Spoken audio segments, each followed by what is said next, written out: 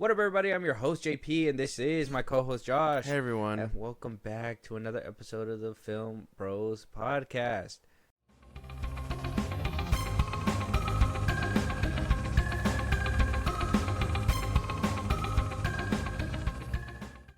All right, Josh, talk of the town. Like I said, spooky season is in full effect. We're here. We're in the middle of Halloween. We've been watching horror movies. Happy October. Happy October. I think we've already talked about that. This season is not your favorite. It's not necessarily the worst season for you, but I just like the weather. You know, you just like to. Oh yeah, weather and pumpkin spice. That's Exactly. it. Yeah. Weather and pumpkin spice is Josh's fix. That is his to go. Yeah. Yeah. He's like cold weather and a nice what is it? Pumpkin spice latte. He goes, "Ee!" Yeah. Good coffee. Yeah, he goes, "Ee!" I ain't even. And then it, he goes to listen to Espresso by Sabrina Carpenter. Oh yeah. Shameless plug. No. he's at already, work because I'm a singer. She's already a plant. We're just hyping her up more. Yeah, basically, a really good looking plant. So we're gonna go ahead and move forward and talk about other spooky things that are happening within the industry, and a lot of scary things have got people talking. First things first is Shazam star Zachary Levi pledging his allegiance to Donald Trump. Now, I know what you're thinking. We don't do politics here. This is not what we do. We don't do politics. We're not choosing a side. We're not saying that he's wrong for this. No, we don't care. This is not what this is. He was the talk of the town. He goes from, I'm writing for RFK Jr. He gets kicked out, and now he's like, my full allegiance is going to Donald Trump. Yeah. And what really got me, like, okay, a lot of people are buzzing, like, you've seen this coming, blah, blah, blah, blah, blah, blah, blah. One thing that Zachary Levi himself said was that, during the speech, he was going all in, saying, make your own choices, vote for yourself, blah, blah, blah. He said, I did.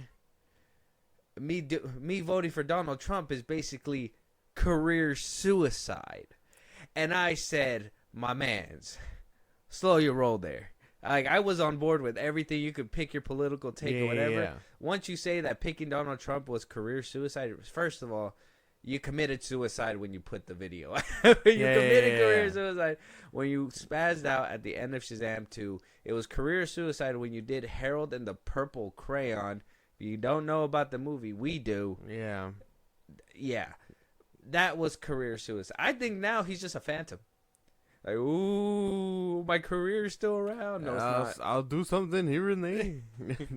I mean, I don't really have any. Making films with Gina Carano over there at fucking Daily Wire. Probably, yeah. I imagine that's what's next for this man.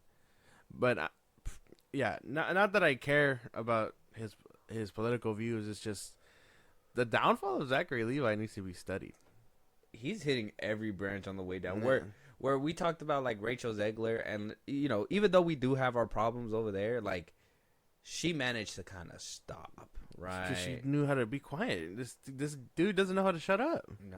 He's always in the news about something. Always. Like, whether it's it started with Shazam, and then it was like, the strikes and all that stuff, and then the Purple Crayon, his movie, and now he's just endorsing Trump full effect. I mean, good. I mean, if he feels that strongly about it, good for him, I guess. But yeah, no, this dude needs to be studied.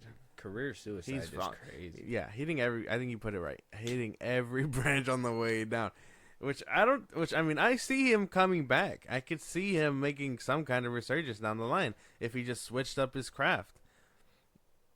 But no, it's not happening. No, him personal, like, acting wise, if he were to put it all on the line, probably. Public wise, he can't just hold this. He can't be cool. He can't be like Adam Sandler, just chill like a cucumber, just walking around. No, he got to like walk around and be like, I was in Shazam. Yeah, that was me. Mm-hmm.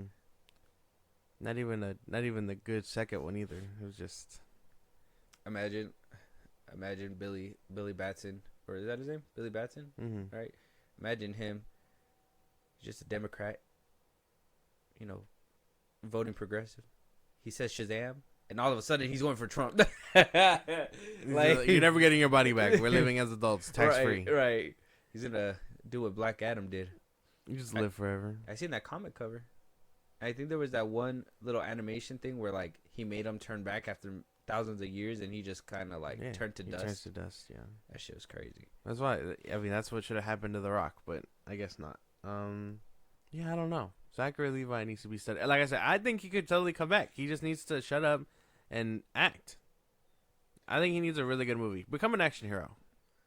I think he could probably thrive around there. He tried Spy Kids. That was forever ago. That doesn't count. Spy Kids? He just did that last year. That doesn't make him an action hero. Oh. Well, he doesn't do action movies. He could. He should. I haven't seen him in an action movie. I really okay. If we're really putting it into perspective, he's having anything. Yeah, no, he's having the downfall of. He's having the quickest downfall that Ryan Reynolds probably would have had if Deadpool didn't save him. Holy shit, dude! That's crazy. I would say so. That was A lot of like, I mean, not to stereotype them all, but a lot of white actors like that, I feel like kind of had their little like absence. You know what I'm saying? A lot of the 2000s actors like that. Do you know what I'm saying? I feel like every actor just takes a retirement break. Ryan Reynolds. I feel like it's who's that one that was in the that he was always around. I think he was in Grandma's Boy or something like that, and then he did Supermarket or whatever that one was called. That's not the same guy. It's not. No, but damn. That's not Supermarket. Employee of the Month, right? Yeah, that one. That's Daniel Cook. Yeah, that's somebody different. It's not the same dude. And then the dude, I think the dude in fuck, I'm like spacing out. What's the name of I think actors. The Rock movie that he was in. That white guy. I think he faded into obscurity too. Oh, Sean William Scott. Yeah, no, but he did some stuff, so he didn't just fade away. Well, yeah, but they all kind of. I feel like they all kind of get into some trouble and fade away. No, well, okay, because there's routes that there's levels to this shit. I kind of feel, but I think every successful actor or somebody who is gonna go places, they have their little like time of just putting their name out there, basically just trying to get as much work as they can. Yeah, they start landing big roles, and then they start taking hiatuses and breaks and stuff like that, not just for the sake of I finally got a big ticket movie, now I can just chill out and don't have to work every single year. It's okay, I get to plan out my next trajectory. If I do this movie, that movie, I think a lot of people that a lot of people are talking about right now and kind of dragging in the mud was Adam Driver, because they were like, how does he go from doing The Klansman to doing 65 to now being part of Megapolis, which is a flop right now. Yeah. So a lot of people are like, well, who's his publicist? Why aren't they trying to stop him from making these mistakes or whatever and blah blah? But it's like he's having a thriving career. He can't be mad that he's trying different things. Exactly, and on top of that, I mean, he's working with like top name directors. Exactly, like it is what it is. Francis Ford Coppola, as high as he is, he's a big name. Yeah, exactly. So it's kind of I think that they usually just take hiatuses as time goes on. I think Andrew Garfield basically came out and was like, oh, I'm out of retirement. I took a couple year break and now I'm back to I'm back to acting. So it's like I kind of feel like they just kind of take that time, and then you have the ones that make themselves household names that they can come back to, and then other people that are like, well, yeah, they just basically fade into obscurity. Because Sean William Scott, I mean, the only other thing I seen him in was in the Lethal Weapon when around season 3 after Cletus Clay or whatever his name was, Clay Crawford, after he left the series. That's when he came in to kind of play that next person. And then we did hear about that he wanted to be DC's Booster Gold. So, it just depends. A lot of these actors, I don't even think it's just white actors, because then you also see what's happening to Jonathan Majors.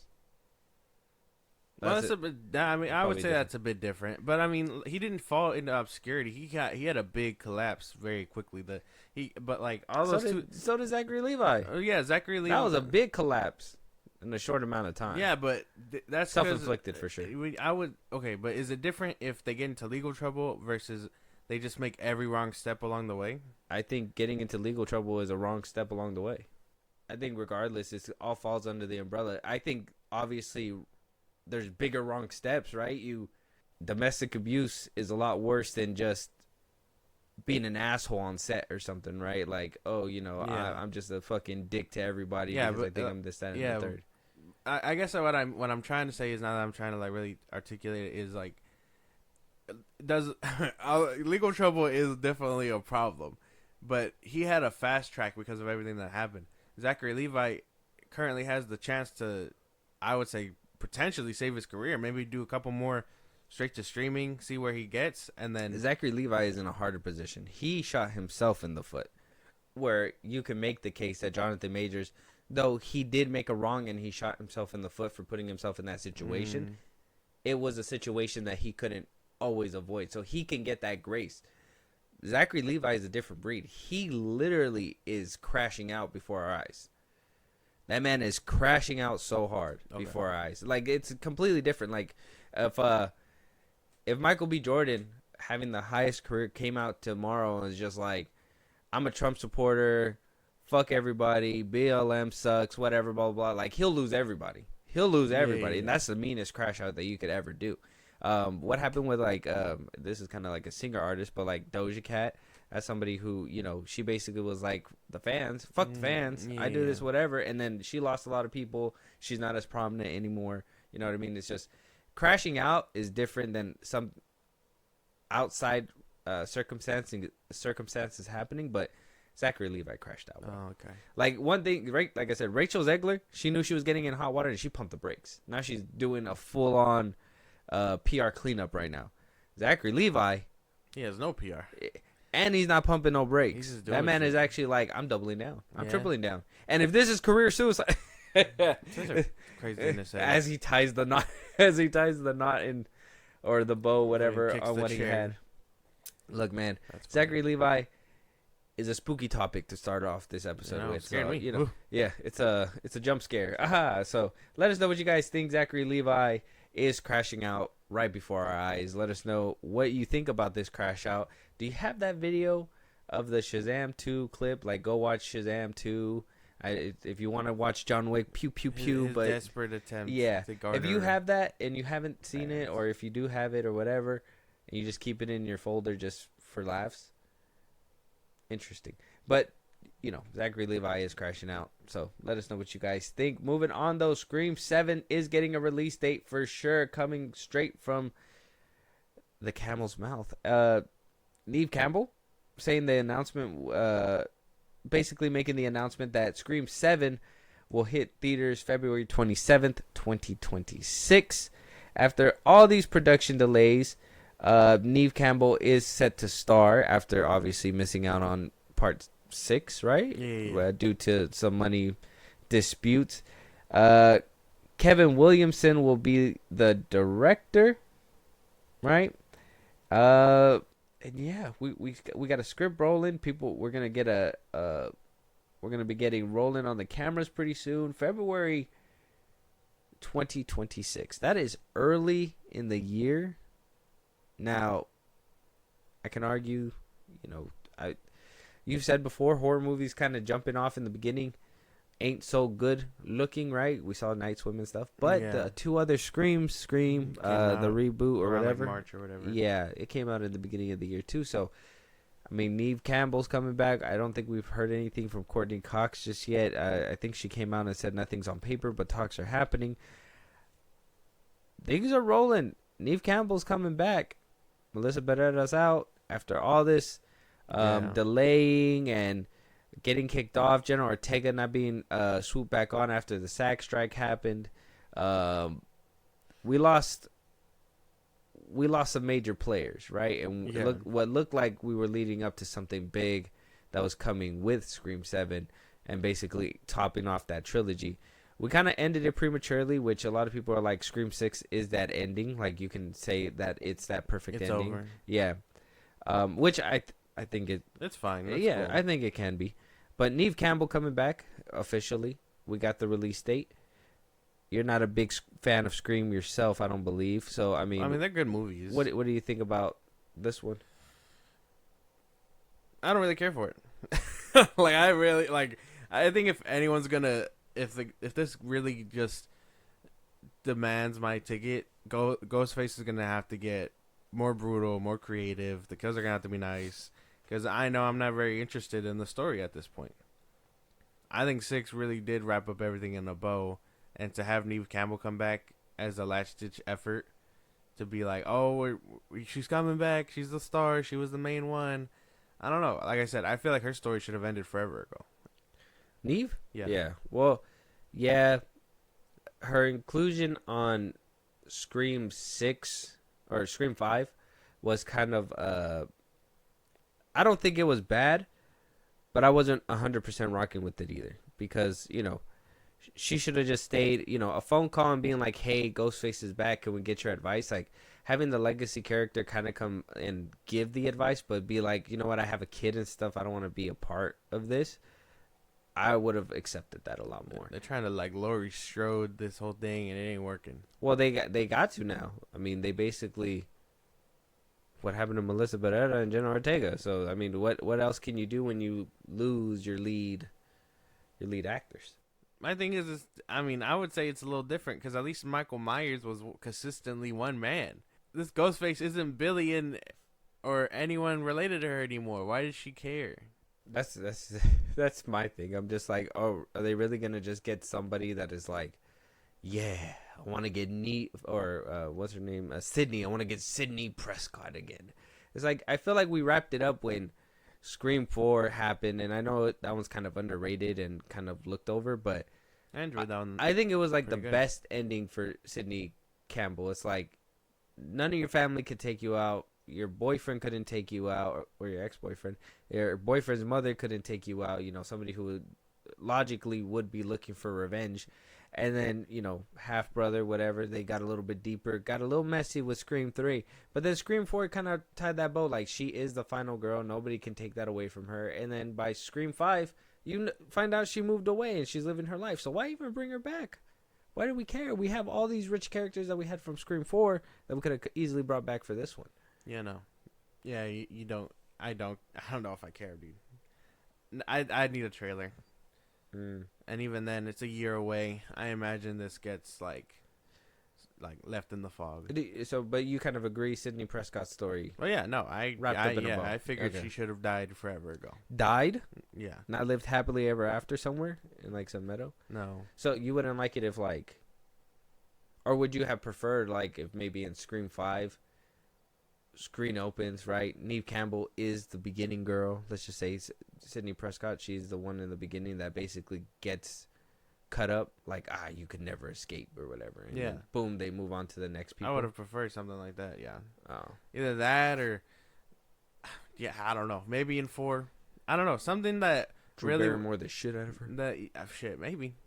Just something that would have gotten it quick and done, because to be like, no one ever survives or whatever, that would have pushed that whole the whole meta narrative home.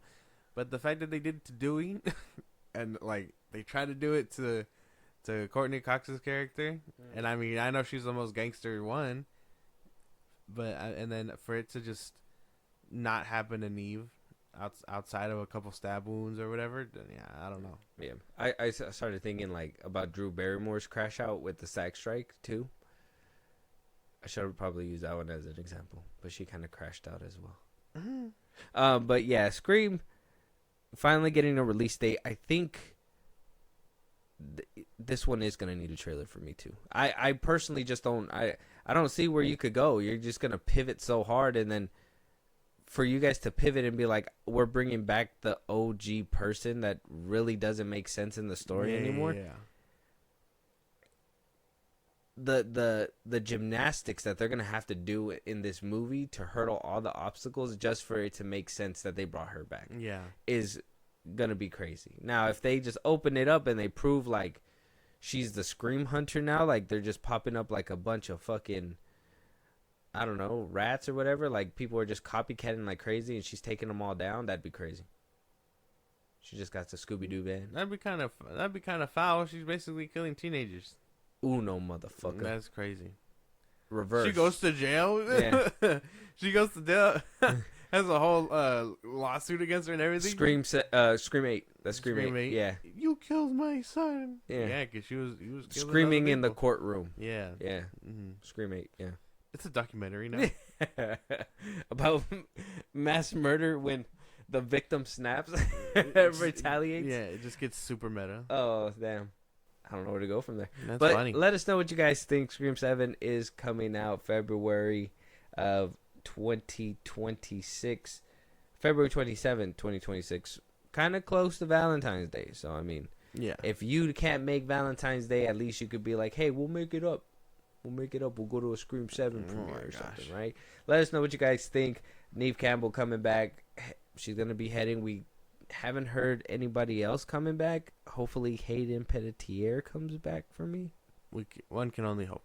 I thought you were about to do like a record scratch. I thought you were going to be like, wiki. Okay, no. I was like, why? Why would you have done that? You went a different direction with it. Anyways, moving on. Let us know. The Alkalite. Oh my God, the Alkalite. Though you think we're escaping, we're not escaping. We go, we come back. We go, we come back. We thought we had the numbers correct when it came down to the Alkalite. The disastrous stunt that was the Alkalite. When we talked about it, we thought they spent about 180, right? 180 million on the whole project as a whole. A lot of people were like, okay, that makes sense. That's about Obi-Wan Kenobi numbers or whatever it was. I think Obi-Wan did 90 million. They made it for 90 million. Okay. Ahsoka made their series for 100 million. The Book of Boba Fett was 105 million. The Mandalorian was 120 million. Skeleton Crew right now is tracking at 136 million. Andor being the biggest at 250 million. Now, like I said, that would make the Alkalites in somewhere between Skeleton Crew and Andor still. We thought it was $180 million. Turns out after tax filings and basically, obviously the cancellation happened with the Alkalites, so they're filing taxes, basically putting a lid on it. Turns out the show actually took a whopping $231 million, making this Star Wars show the second highest grossing show, closer to Andor with 250 million. And Andor looks way better And looks beautiful. The CGI looked amazing. Star Wars can benefit from shooting on location. I think that's just the best way to put it. That's true. Use all that money for fucking CGI and just shoot on location. I always thought the budget was bigger because of the fact that you shoot on location. No, it doesn't require as much CGI. Well, Obi-Wan was made only on the volume. They were like really talking about the volume. So and that looked like shit. And looked decent too at some point. Well, you're spreading thin the CGI. The Inquisitor base looked cool. Well, yeah, no. The Obi-Wan Kenobi fight when they were like throwing rocks, that looked weird.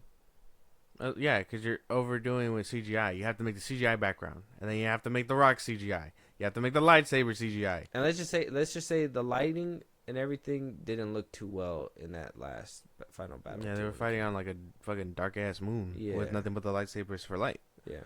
So I can get it looks good for thematic reasons, but outside of that, it's a fucking nightmare. Ahsoka didn't look that well either. And that one they were on like a lot of it was a lot of gray and a lot of volume when it came to that one too. Yeah. The lightsabers didn't look as good as Obi-Wan's either. Book of Boba Fett. No, that one didn't really shoot. I don't think that one shot much on location. It was a lot of sets because they were mostly indoors. Mm-hmm. If I remember, some of it was outside, and the Mandalorian episodes were mostly in space. So maybe half and half. The Mandalorian used a lot of practical and on-set stuff too. Yeah, practical in the volume. Yeah, that's basically what they were using. I think, like I said, I think the formula should always be just shoot outside where you gotta make it look nice, and then you just CGI the shit that needs CGI. Yeah, but my point is that it's cheaper to do it on the volume. That's the thing. Yeah, no. But that doesn't mean you always get the best results. And Yeah, if they're fine putting out garbage like that, cool. But eventually people are gonna just stop consuming it. So I think we're getting to that point. Variety put out an article about like is Star Wars bad? Is Disney bad for Star Wars? Which we're probably going to talk about that on a different episode because that's an article that we could probably discuss and break down. But for right now, knowing that the Alkalite is coming in at 230 million and it looked the way it did, the CGI wasn't that great, story wasn't good. They basically washed away all that money. Yeah, shit was ass, bro. Just for it to get. You think most of the money went to the look of Plagueis? The 2 seconds of Plagueis? No. They're like, that's 100 mil right there. Yeah, no. I don't think so. Yeah. I would say it probably went into, again, the background, the actors, CGIing things that probably didn't need it. I mean, they were on the volume with a fucking fog machine for all we know, you know? Mm-hmm. I don't. Yeah, no. Star Wars has a problem with too much CGI. Well, I mean, we could just go Star outside. Wars needs CGI. That's the problem. But you're right. Shooting on location makes it a lot better. You know, having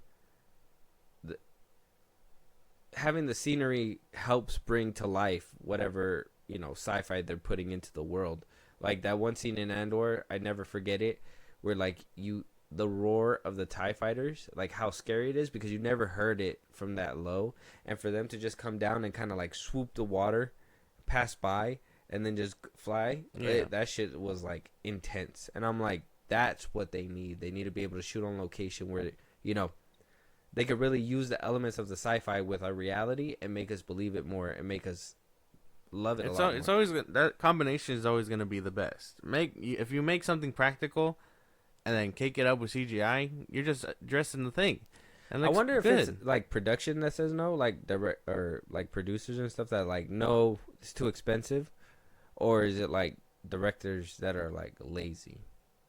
I'm pretty sure because like I Chloe's out, she bragged and boast about like being on location, right? And I wonder if that was like a hard sell. Like, can I shoot on location? Like, I'm assuming it's all up to directors, right? I think it's probably a mix of both. Depends on where they want to go. Like, hey, I want to go to the Netherlands and shoot there. And if they're like, oh shit, all right, go ahead. But I would imagine it really depends on the director's vision and if the producers can like give them the money for it to go. Yeah, because traveling equipment, taking multiple equipment, you know, it takes a lot of money, you know. So I'm pretty sure it's probably not super lucrative for some people, right? But yeah, actually, the Alkalite being this big of a blunder and it having this big of a price tag is just like the icing on the cake for Disney Star Wars, and it's not good. What we've been getting from them recently.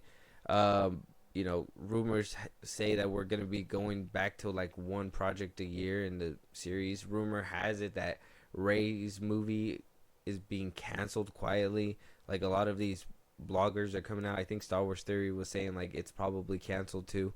A lot of people are hearing rumblings and rumors that Lucasfilm is pivoting because they're just like not able to. They're able to create one smash hit, but then after that, it's like, what happened? What happened? Yeah. What happened? What happened? Division, you know, talking this, talking that, and whatever, and blah, blah, blah. And I know a lot of people, you know, and shout out to the Voice Unscripted too, because they'll probably look at us too and be like, it's your guys' fault. You guys don't like it. You guys don't, you know, it's, you know, it probably is our fault. It probably is. I care about good shit, bro. I care about good shit. And what we've been getting has not been good shit. I understand getting a little bit more into the Lucas lore or whatever. But to me, I'm just like, nah, man. If you're going to give us Lucas lore or whatever, you got to make the story enticing. Make it good, yeah. That's the best way to put it. It's like, oh, it's shit. Lucas lore. Oh, man, there's more shit. There's more shit that we got to deal with. So, I don't know. At least with the Star Wars front, it's a slow sinking ship. It's like watching the Titanic. I think the Alkalite made the ship split in half already. Could have been split already. I would say the Acolyte was probably the iceberg. What? The Last Jedi was an iceberg. No. That was the iceberg. That was a look out, and then, you know, it starts sinking with Rise of Skywalker. Let's be honest. You know, you get on the rafts and the lifeboats with the Mandalorian, but then as time goes on, you get the Book of Boba Fett. Oof, women and children only. Then you get Obi-Wan. Oof, we don't have enough room for you guys. You know, it's just and there it goes. It's just sinking away. Nobody's stopping it. Probably, it just sucks. Yeah, that's the. I mean, I'm not really too interested in Acolyte news anymore. It's time to put it to bed. I'm ready for the Skeleton Crew, I think. Yeah, I've been moved on. It's funny when you think the Acolyte is out of the woods, you can't get a break. No, standing right behind them, like, yeah, we're here. We're here to fuck up your day, anyways. But let us know what you guys think. Did you rock with the Acolyte? Are you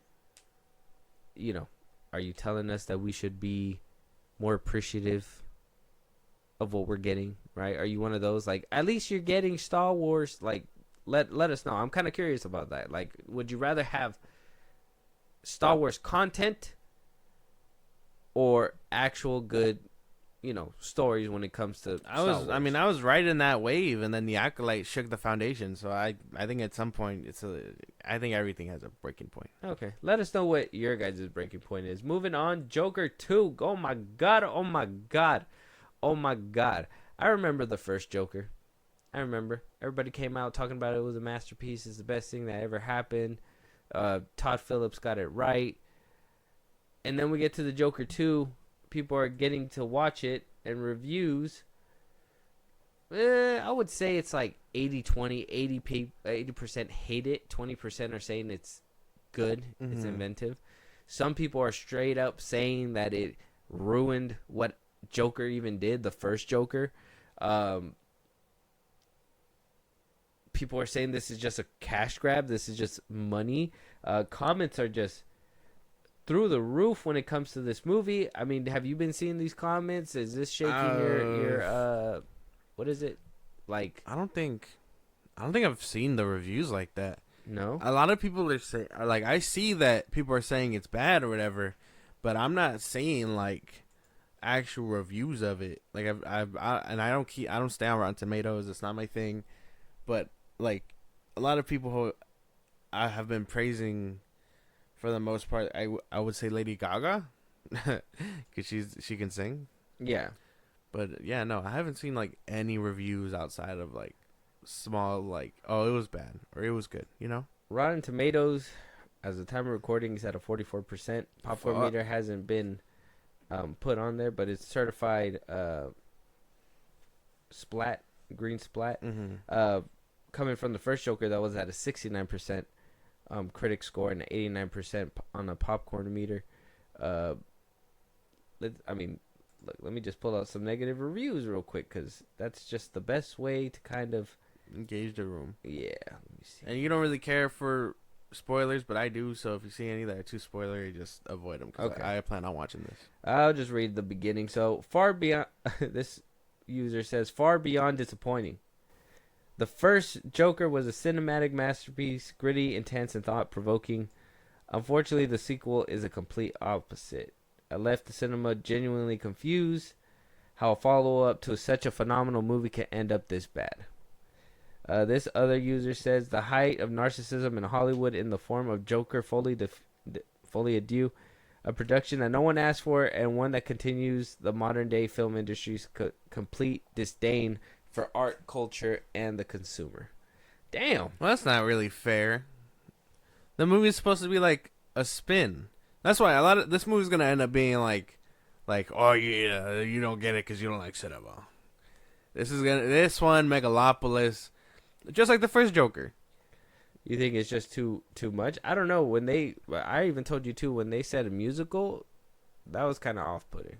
It's kind of off-putting. Well, I can't even say it because I want to assume it's to push this narrative. It's creative. It's all this stuff. If it's in service of story, I don't see what the problem is.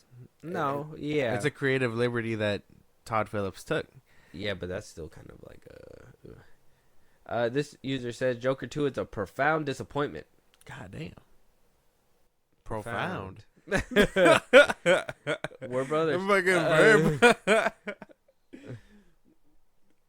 This one says, I'm at a loss for words how to describe the mockery of legendary DC supervillain character. First movie was groundbreaking, redefined the genre of villain origin story. And the second one, they butchered the entire legacy of the Joker movie. I don't know. People are coming to this revelation that this is the Joker. Oh, but I mean, in retrospect, no, he's not the Joker. He's Joker's name isn't even Arthur Fleck, so it is what it is. That's true. This user has a rebuttal to what you said about it being not fair. Oh, okay. Joker Folie à Deux took a bold step by adding musical elements. Okay. But unfortunately, it fell flat. Damn. Damn. In the movie theater in India, the younger crowd seemed visibly relentless due to the musical theme of the movie. They're used to the fast-paced, action-packed Marvel films with snappy one-liners, and this slower, more abstract take on the Joker didn't sit well. Yeah.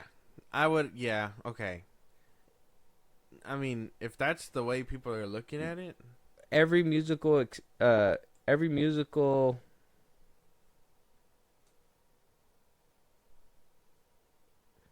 Harley doesn't have much depth, but I didn't like how it went musical, this user says. It even wasn't a proper musical. They just sang random songs matching how they feel. So, I mean, it doesn't sound too random then. If it's because if they're using music, like how they said it, how Todd Phillips said, if they're using music to push the narrative and get how they feel across the board. The music feels like filler. That's what they're saying. Like, in between, there was no story, so they had to do that. Like, they tell you how they feel, and then they sing how they feel. That's kind of normal. I would say that's kind of normal. I wouldn't want... Doesn't all musicals do that? Yeah, right? Because they're always like, what was it?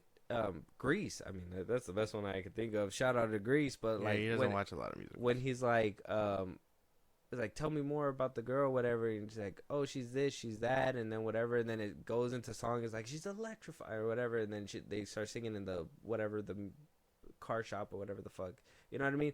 Like, it starts with a conversation, and then they, basically expressing how they feel, telling the people how they feel, and then it moves to song, to basically convey that. It's meant to be entertaining and stuff, because I wouldn't want the song to be, like, part of what they're conveying. You get what I'm saying?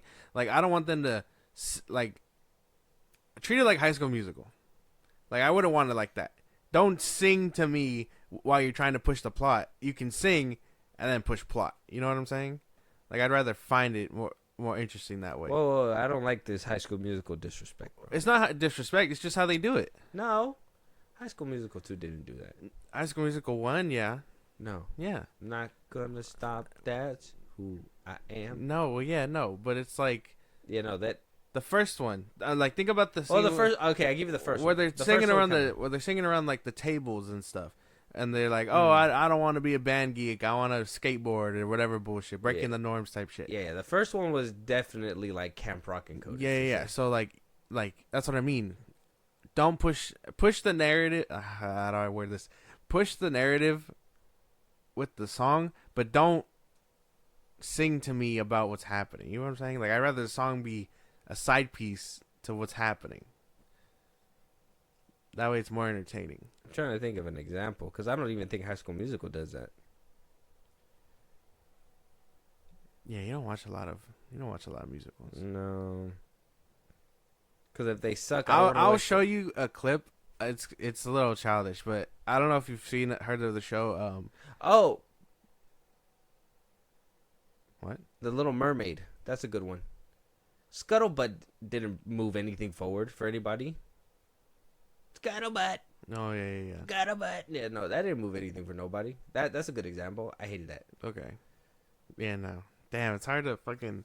I'm telling you, I gotta get you to watch musicals. Yeah, no. Fuck you. What do you think I want to watch? Hamlet? No. Hamlet? You mean Hamilton? Whatever the fuck. I don't give a fuck. That's crazy. Hamlet? That's funny. No, not... I feel like that's a famous poetry person too. Hamlet? Isn't that a name of a Shakespeare poem? Probably, yeah. There you go. I was right. No, you were far off. No, Hamilton. I've never seen Hamilton in its full I don't want to entirety. see La La Land. La La Land's pretty good though. You know, Ryan Gosling and Emma Stone. Emma Stone. You know, It's a good movie, that's what you say. but it is. But then it has music. It won hella awards. Huh? With who? What do you mean? Ryan Gosling and Emma Stone. Yeah, but I didn't. I think it won Best Picture, Mhm. and Ryan Gosling and I can't remember if Ryan Gosling and Emma Stone won or if they were just nominees. I can't remember. You can check that right now. That's a good question. Go ahead. If I'm completely wrong, then I'm thinking of something else. But I think Emma Stone was nominated. So she got Academy Award for Best Leading Actress There we in go. the role in 2017, Best Directing 2017, BAFTA Award, Best Actress 2017. Oh, this is just saying like whether they were nominated or not. They're not saying like if they won. If they won. Yeah. It has 307 nominations, but it won an Oscar for Best Performance by Actress in a leading role. Emma Stone, Best Achievement in Directing, Best Achievement in Cinematography, Best Achievement in Music, Best Achievement in Music in a Motion Picture. It's an Oscar winner for Best Achievement in Production, a nominee for Best Motion Picture, a nominee for Best Performance, a nominee for Best Original Screenplay. All these are just nominees. The rest of them, for the BAFTA Awards, it won a few in the BAFTA Awards.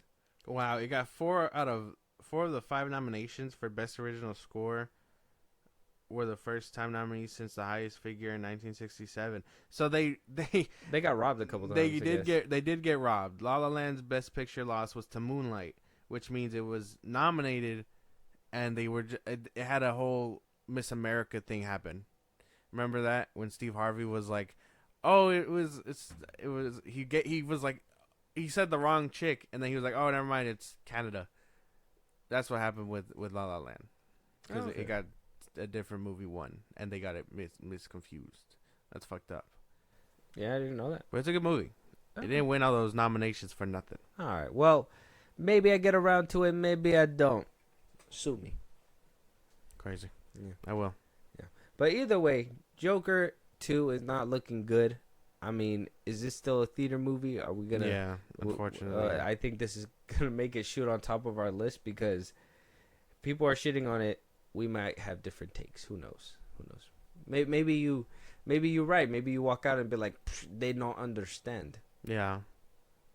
Yeah. The plan is to go see it. Yeah. When Josh walks in, he's normal, right? But when he walks out of Joker 2, he turns Russian. Yeah. He's like, maybe movie not bad. Yeah. No. I'm gonna come out wearing like Elton John glasses and stuff like that. That's not a Russian.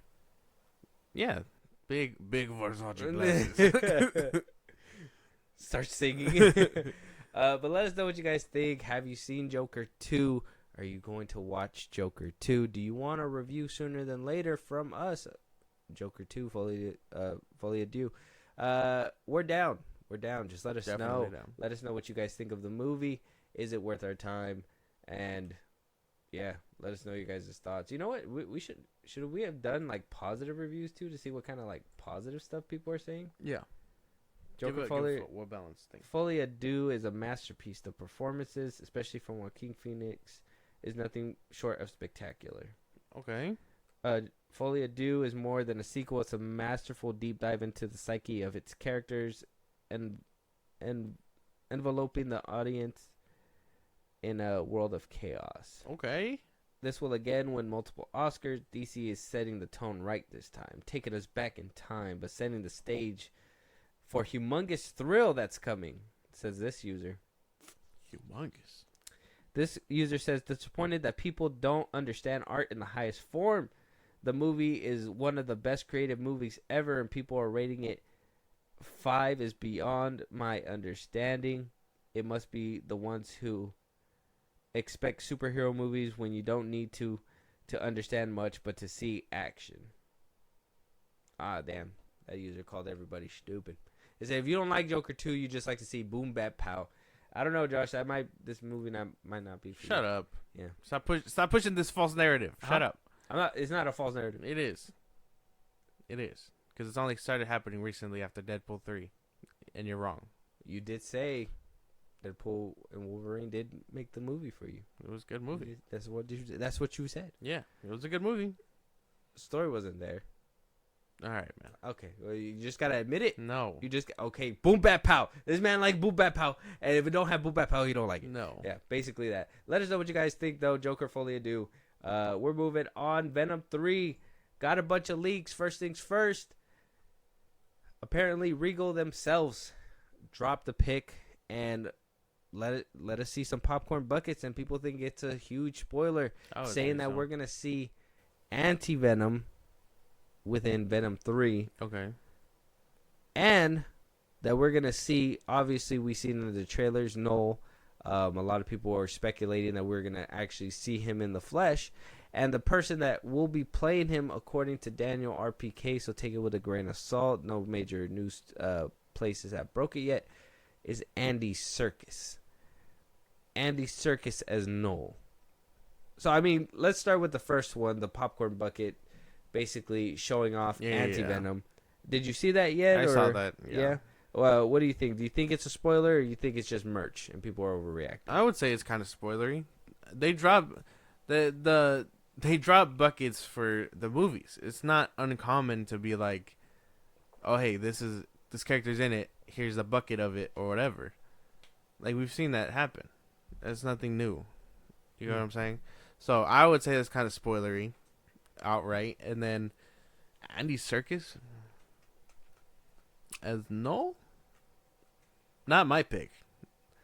I'm sure he can do great. I'm not gonna discount the Serkis, but I will say not my pick. That's crazy. That was kind of left field for me too. And Andy Serkis being the guy to play Noel, isn't he supposed to be like this tall fucking scary dude? Yeah. Andy Serkis isn't tall. They can CGI him like they did in Movie Last Magic. Jedi. Oh yeah, that's right. But Schnook. it feel kind of cheap. I think Norman Reedus was probably a good pick. I hope it's wrong. Oh, you want Norman Reedus as Noel? Yeah. Oh, that's interesting. It's a good pick. That'd be crazy. Noel just shows up on a motorcycle. I would say that's more likely than Andy Serkis. And I'm not. I don't want to fully doubt this man either, because I know he can do crazy stuff. No, he can act his ass off, but let's just say Sony hasn't been hitting any nails on the head lately. Yeah, no. So an Andy Serkis pull for Noel could possibly just be a stunt and not actually something that they were thinking was the smart decision to take. Maybe. Could just be an in-house thing. Yeah. But, I mean, he's rumored to be around post this movie. That was another thing. Those rumors were going around too, because Tom Hardy came out and made it seem like this one was his last one, taking to Instagram to post underneath the Venom movie saying that that's all she wrote for me and the big guy. We promise to make this the best of them all. We've loved these. Thank you for your love and support. Come join us on The Last Dance. For those of you that enjoy a good time from all of us in the team, let us entertain you. So a lot of people are thinking that's the big farewell. And so obviously a lot of people speculate Venom 3 is going to be the last Venom. The Last Dance obviously is the title for it. And they're like, well, no, where is he going to fit within all this? And how is he going to, work in the future and whatnot?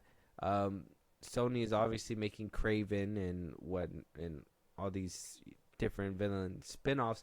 Is Noel going to be the Thanos of the Sony universe? Are we going to see Kraven the Hunter? Morbius? Okay. Who else? Madam Web.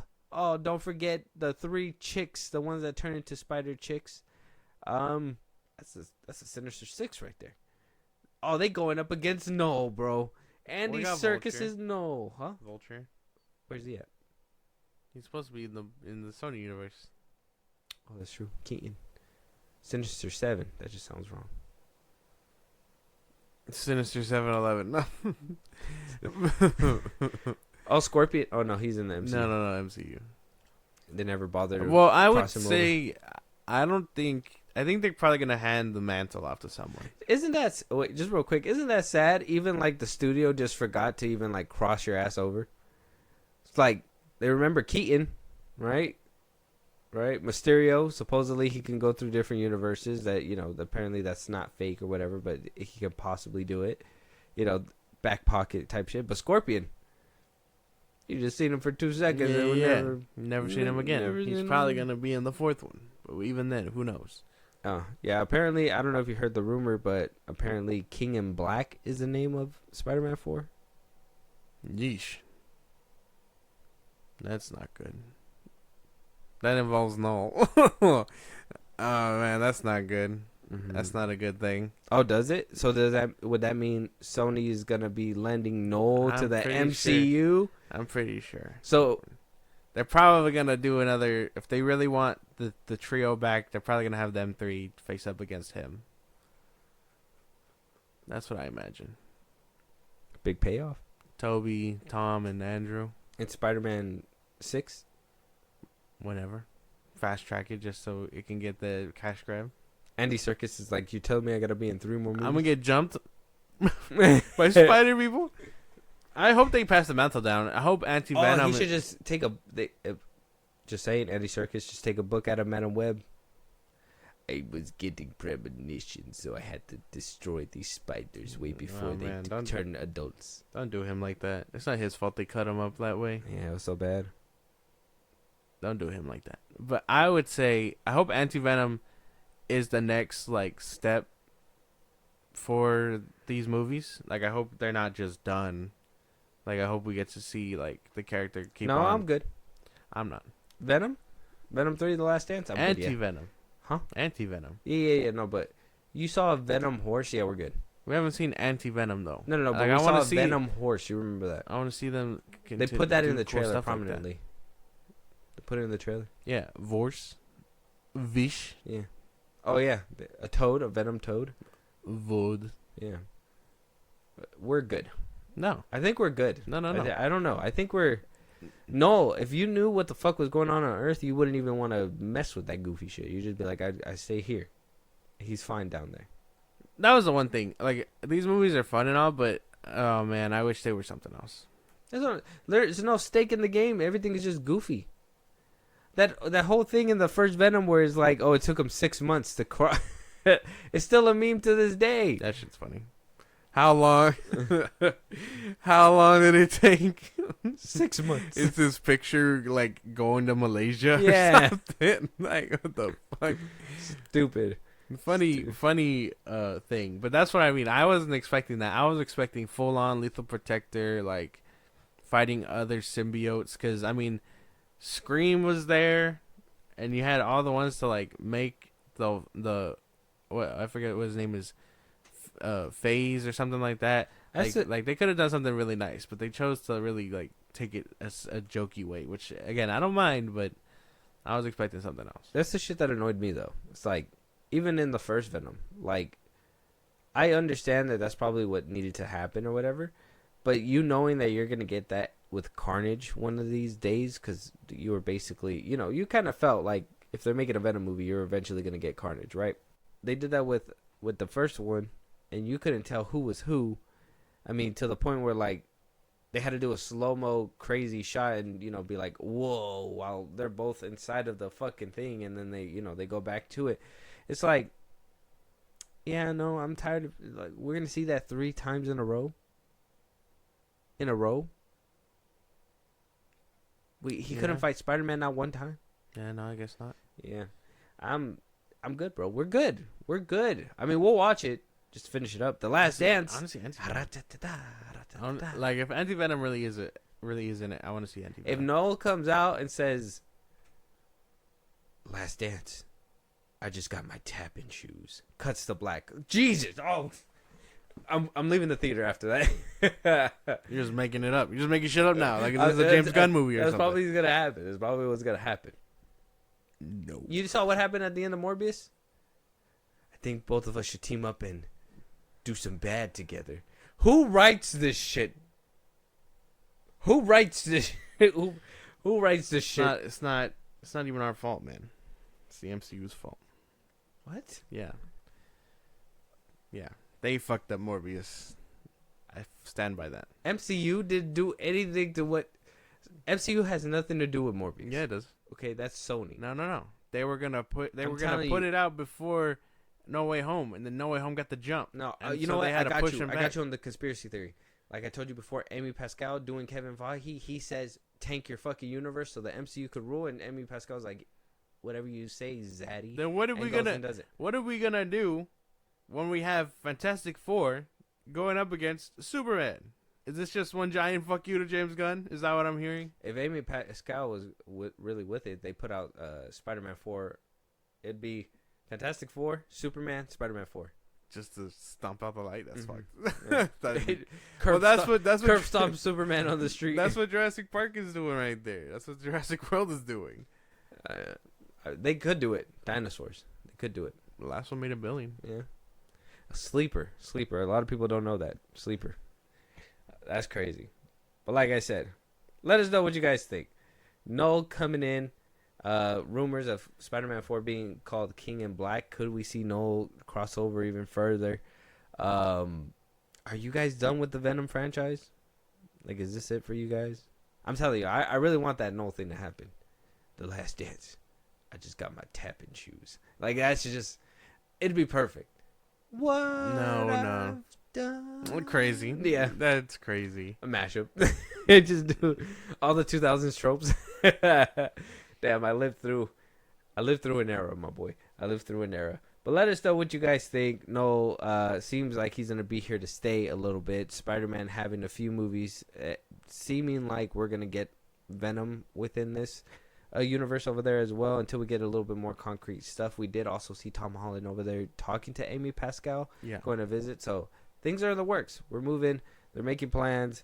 And I'm if excited. Sony's trying to make a plan to integrate their universe with the MCU so they could both be lucrative and not just be like the redheaded stepchild. That's fucked. Yeah.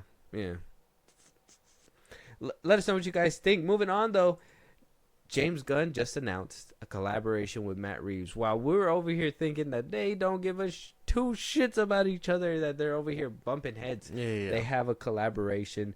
DC Studios, WB Animation are going to be making a animated movie called Dynamic Duo, teaming up with Swaybox to make a mixture of animation, what's it called? Stop motion, CGI, practical elements, all into one to make a Batman, not a Batman, Robin? Oh, Batman and Robin, yeah. Animated show, or animated series. Now, if you don't know who Swaybox is, I don't know if you've heard of them before. Honestly, yeah. Did you hear about this show happening? I've heard about it. Dynamic Duo. Mm-hmm. I don't think it's supposed to be Batman and Robin. I think it's supposed to be about... Oh, it's going to be following the early days of Dick Grayson and Jason Todd. So it's Dynamic Duo. Now, if you don't know who Swaybox is, I do have a video. They did do a Super Bowl commercial a couple years back, and this is kind of what it looks like, so you can get a hint of what we might be looking at. Yes! Another sack. You lose. That'll make it fourth and very long. Super Bowl champions once again. Oh, it's not over yet. Snap to Lamar. It's too high. You've never seen this before.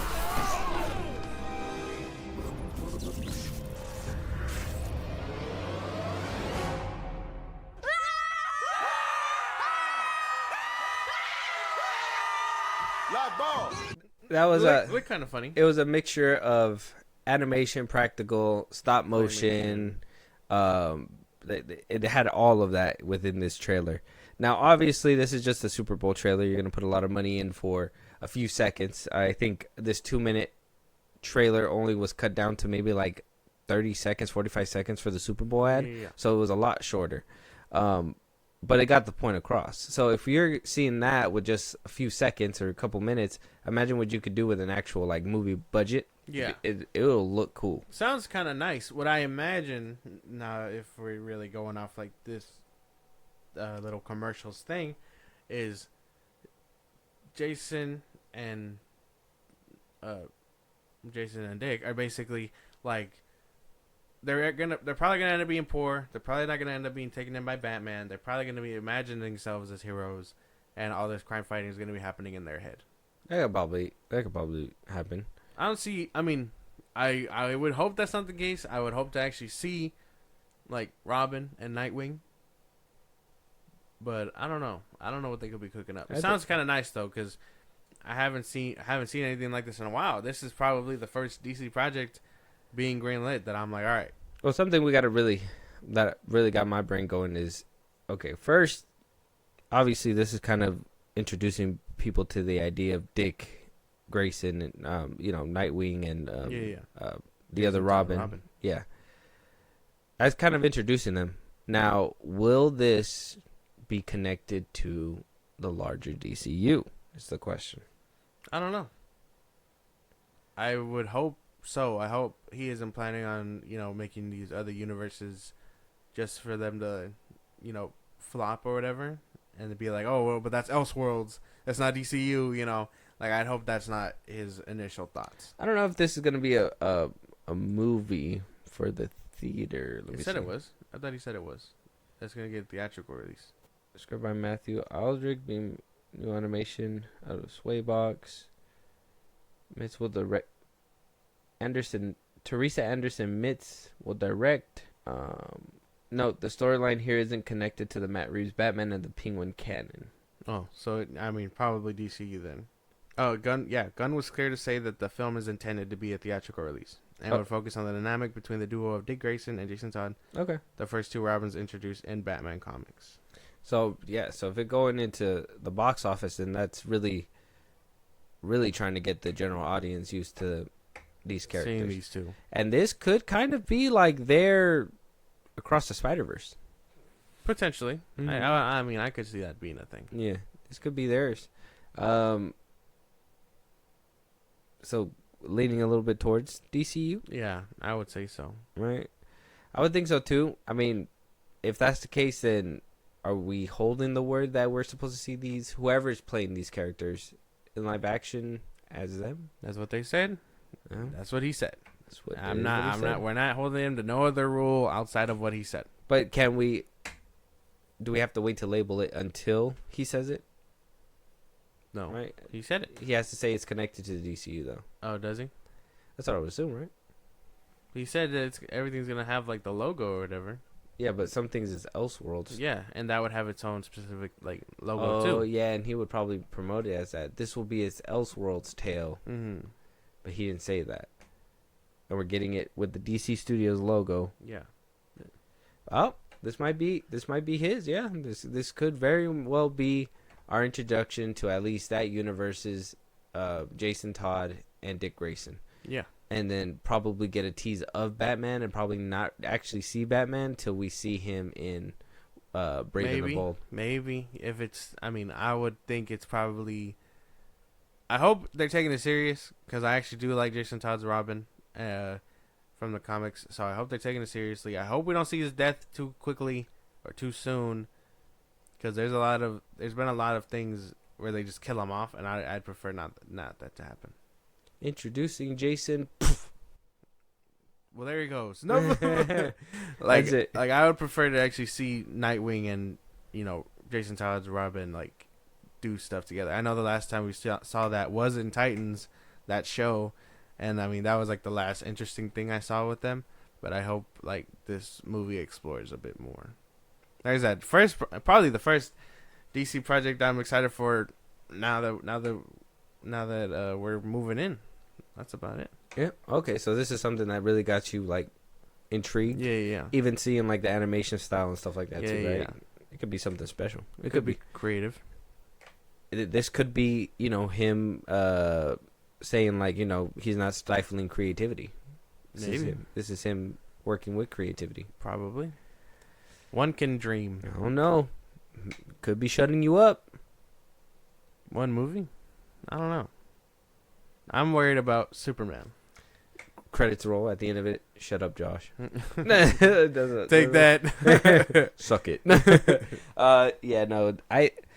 It sounds like a good adventure. I need to see a little bit more. This is the one where I got to see a trailer because animation's a thing for me. Yeah. If it don't look good, probably not gonna go and watch it. Though the Super Bowl ads do look amazing, and I do have faith with some money backed into it, we'll get something special. Yeah. And obviously time and effort, because I don't know how long it takes for a Super Bowl commercial to be put together, but a movie, at least a year or two to at least get the movie made up and figure out what they're gonna do. It's gonna be nice. So that would kind of put this movie out like around the time Brave and the Bold does come out. No, I think we're probably getting this a bit sooner. If he's greenlighting it now, we'd probably see it like maybe next year. 26? 25, 25, late 25, early 26. If he's greenlighting it now. The DC stuff doesn't take that long. If I'm being for real. Like, they greenlight movies and trailers, like, animation-wise, like, quickly. And I don't know if that's because it's an actual movie, and TV shows obviously take time, but, yeah. If it's a movie, it's definitely going to be here a lot sooner. I'm just waiting for some DC stuff to drop already. Like, even I'm like, just give me Creature Commandos if that's what you're going to give me. It's in December. You just have to wait. What are you talking about? And even then, you probably won't even like it because of animation. So Wow. You don't know that. Probably. We'll have to wait and see, though. Dynamic Duo coming out. Let us know what you guys think. Stop motion, CGI, animation, yeah, all being used in this. We're gonna see Dick Grayson and Jason Todd team up. Instead of Batman and Robin, is gonna be two Robins, or Robin growing into his own superhero, and Robin dealing with whatever he's gonna be dealing with. Yeah. We'll have to see when it comes to that. But let us know you guys' thoughts. Yeah, Josh said he was excited, so rub it in his face. And James Gunn, you James Gunn writer. Yeah, tell him. Boom, boom, pow. That, yeah. Moving on, though. Gross. Moving on, we're at the trailer part now. We got one returner for a second viewing, and the rest of them, two returners for a second viewing, with different trailers and 3 new ones as well. The first one will be Kieran Culkin and Jesse Eisenberg's A Real Pain. Oh, We talked about this one. We seen the trailer last time. It was kind of short. It was a short trailer. yeah. We got a longer one this time to kind of see a little bit more about what it's about, see if we're a little bit more invested. We also got a Nosferatu coming in at towards the end, and yeah, man, I'm kind of excited about these trailers. I kind of feel like every single one's gonna give us a good feeling. Okay. So I feel like good roster today. Anything to say about the Real Pain trailer the last time you saw it, or we can just jump right in? I thought it was funny last time. Hopefully it still keeps that tone, because these two give off that sarcastic like vibe for each other. Like if I had to picture it, I just picture Wallace and fucking the dude from the character that he played in Zombieland get like talking. So that's about it. Yeah, like nerdy. Yeah. So I'm down for it. Okay. Well, I'm ready to jump in if you are. Let's go. Your call has been forwarded to an automated voice messaging system. Boner. Is not available. Hey, Benji, I just got to the airport. I really hope you left already. Oh, God, you made it. What's up, cuz? I got some good shit from when we land. Wait, you're not, like, taking weed into Poland, are you? Oh, yeah. Benji? They don't give a shit about that stuff, man. I think they very much do give a shit about Oh, that. yeah. Written and directed by Jesse Eisenberg. That looks good. It does. I'm down. All right. We don't need no more trailers. We just need to watch it. This looks... Curly-haired Eisenberg is always a W in my book. Straight-haired Eisenberg, too. Lex Luthor. Wasn't his real hair? Well, no. Because he shaved it. Yeah. It's okay. It's okay. He looks good. Kieran Culkin looks good. I kind of feel like they're going to kill this movie. Like, it's going to be something to watch for sure. Maybe around the holiday times because, obviously that's when I think a lot of the feels kind of come out. So It looks good. But don't watch it just yet. Don't come out just yet because it's Halloween season. We don't want to be feeling these feelings. We're looking for spooky season vibes. Goddamn. All right. Ooh. Check out the trailer. A Real Pain. Let us know what you guys think. Moving on, though, we do have what I believe to be kind of paranormal movie with Anthony Mackie. Obviously, he hasn't been Captain America, so he's been needing to go and get other roles and do other things. Elevation. Anthony Mackie, Morena Baccarin. I believe she's in the Penguin right now, right? Is that her? I want to say yeah.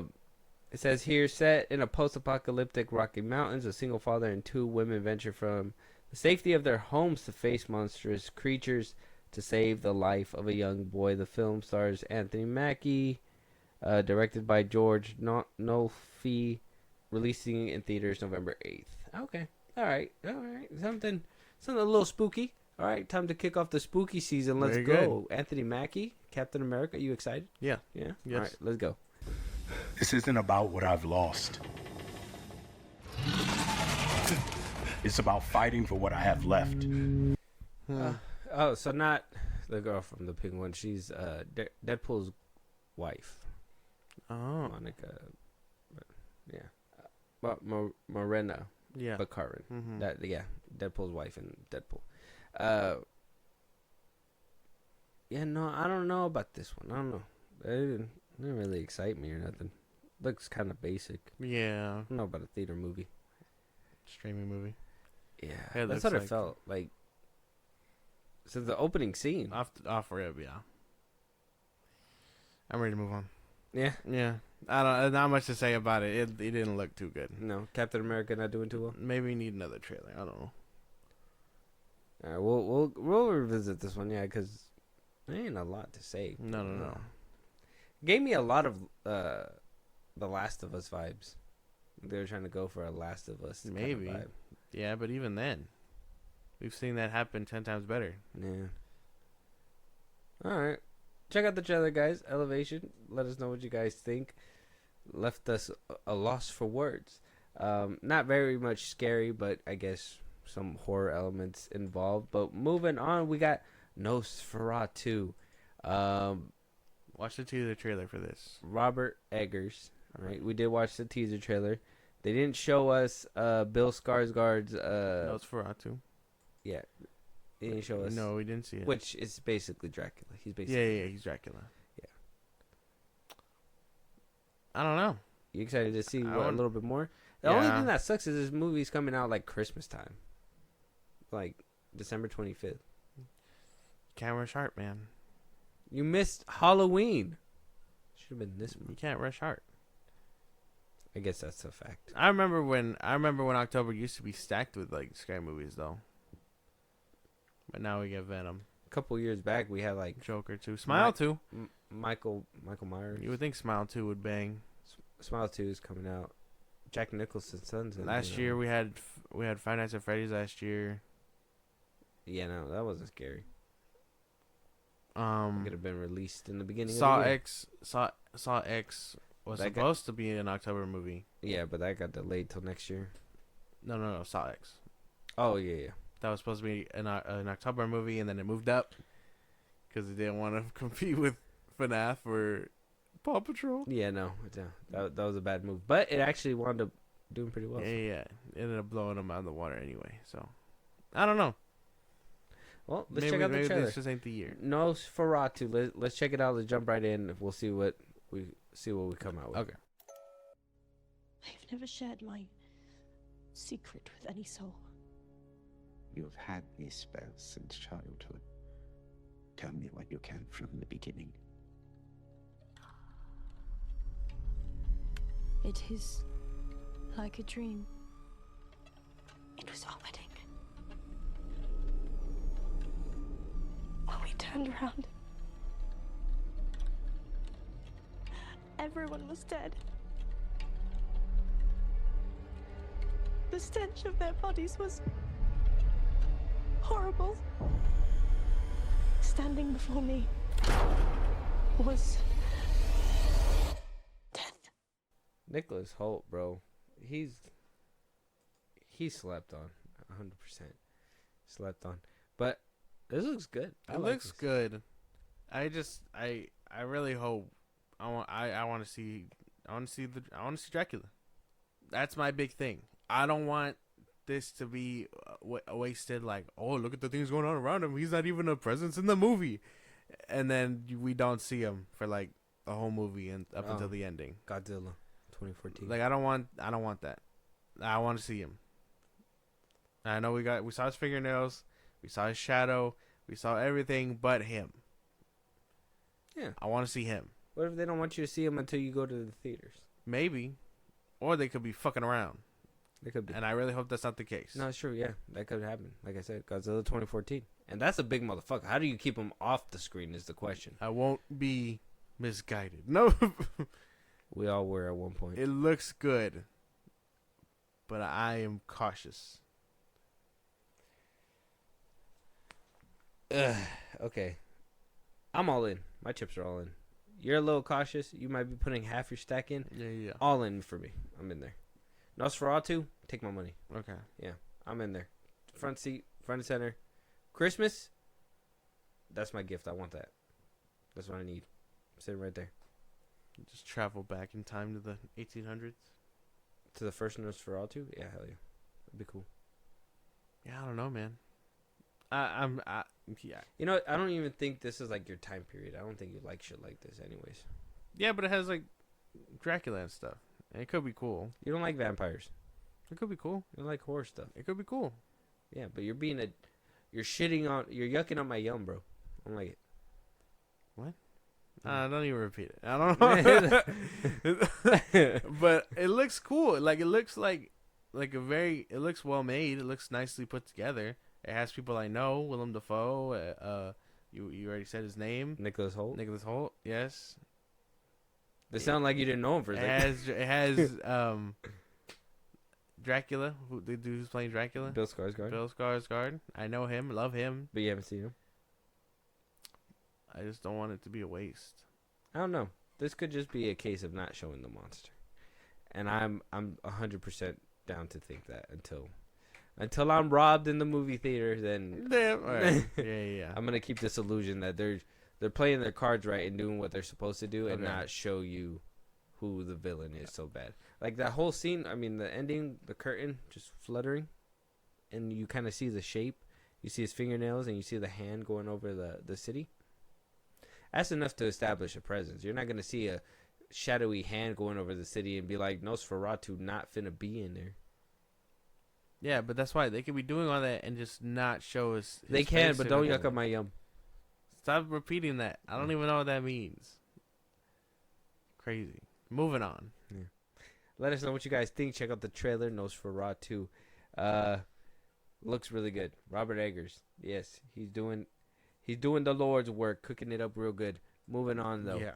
We have a 24 film called Baby Girl, written and directed by Helena Regine, starring Nicole Kidman, Harris Dickerson, Antonio Banderas, and Sophie Wilde. Antonio Banderas. All right. You in? Enough. You in? It's called Baby Girl. Let's go. You ready to watch a movie called Baby Girl? That's right. All right.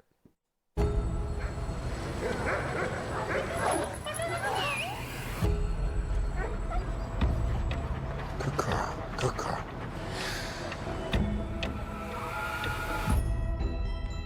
Being a CEO means being a collaborator and a nurturer. But you have to be at work.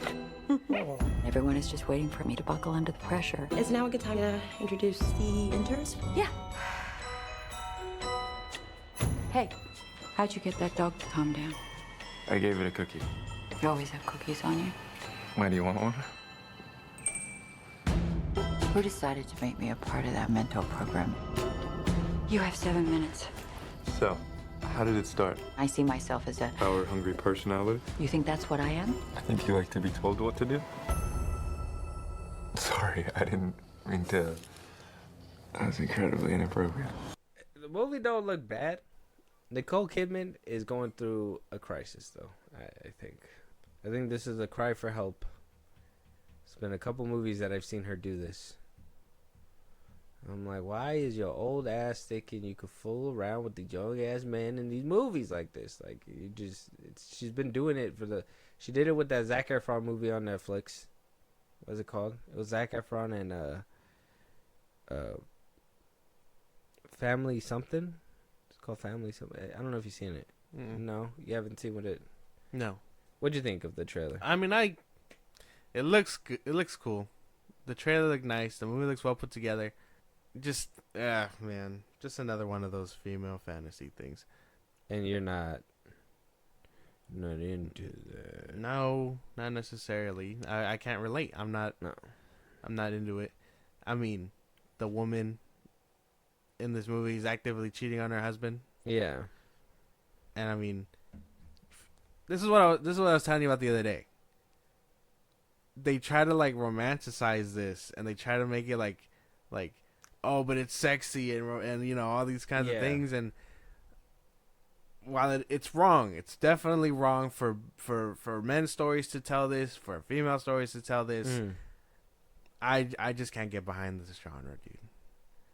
Like, even if it's like 50 Shades of Grey, at least then they're together, you know? Like you know, it's not like she's cheating on anyone and he's not cheating on anyone either. Like, either way, it's like I think it's the hyper sexual nature of these films. Like, even like Challengers too. Like, I know a lot of people, or some people, watched it, but I can't get around to it because even though I like Zendaya in the role or Zendaya, I'm like, this is hypersexual, and I can't just do hypersexual movies like that. Like, there has to be a reason for it. Like how you said, like Couples or something. Like, if 50 Shades of Grey passes for you, sure, but like that's a little too over the line. S&M shit on a movie screen, that's why I didn't understand the hype either. There was a lot of movies coming out like this during COVID. What is it? What's that big one on Netflix? 360. Gerald's Game. Yeah, that one. There's another one on Netflix. There's a lot of them on Netflix where they just explore this fantasy of like this sexual nature. Yeah, I think that's where I kind of like, it just gets a little too much. That's what I'm saying. Like, I personally didn't like that A Family Affair. That one was weird because it was literally, I mean, if you're not going to watch it, if you don't mind me just talking about it. It's Zac Efron. He's the boss of the little girl, or the daughter's, he's the boss of the daughter.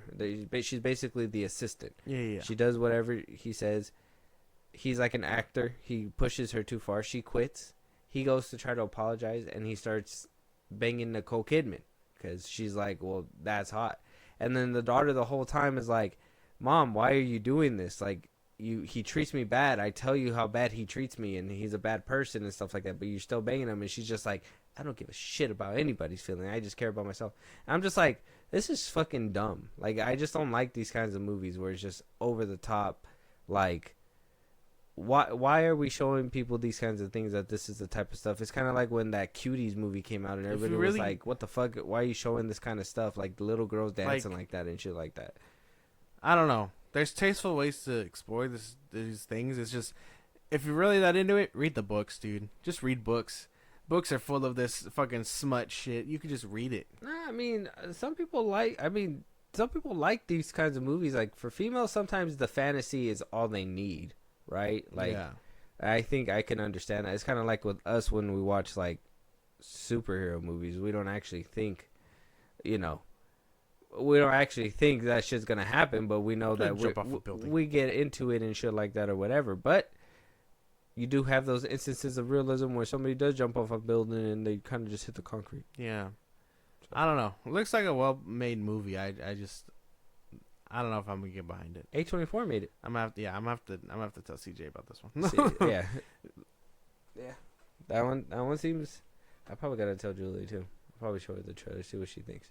But yeah, because we watched The Family Affair, and even she said too, like, it was kind of dumb. Like, she didn't like some of the way that the Nicole Kidman was moving. And that's what I'm saying. Like, she's going through a crisis because she did that in that movie, and now she's doing it in this movie where, like, she's going with a younger person and stuff like that. I'm just like, is she just at that age, or is she actively wanting these roles? Because the only other role I seen her in was in Aquaman.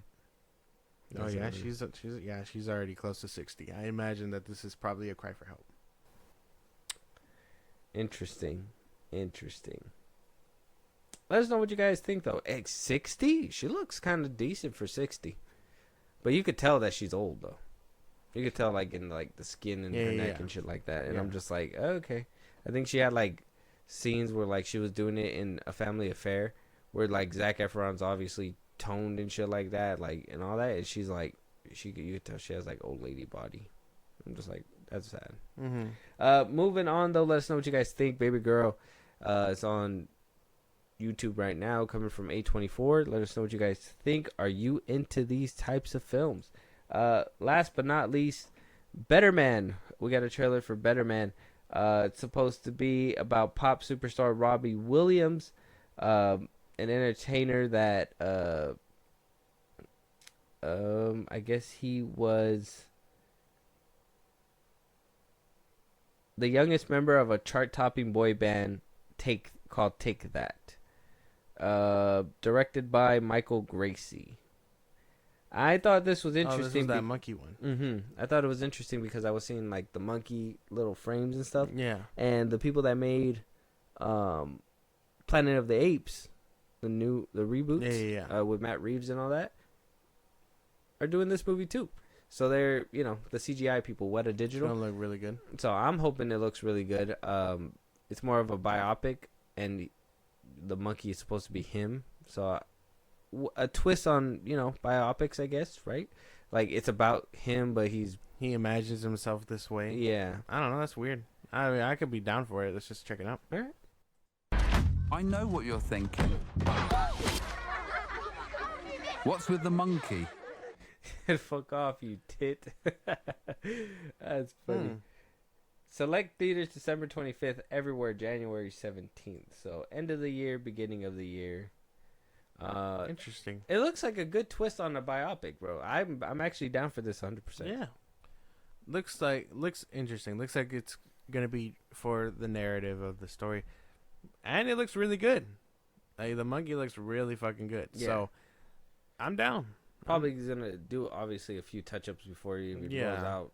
Yeah. But it looks really good still. I thought it looked amazing. I'm down for that. And I love, this is the kind of like music I like to hear, like Bohemian Rhapsody, right? That's what it's called. That one was cool. Obviously, Straight Outta Compton. Like, these kinds of movies I'm down for, like the music biopics. I even seen the Back in Black, the Amy Winehouse one. I mean, they're pretty good. I gotta still watch the Bob Marley one. That's the one you were telling me about yesterday too.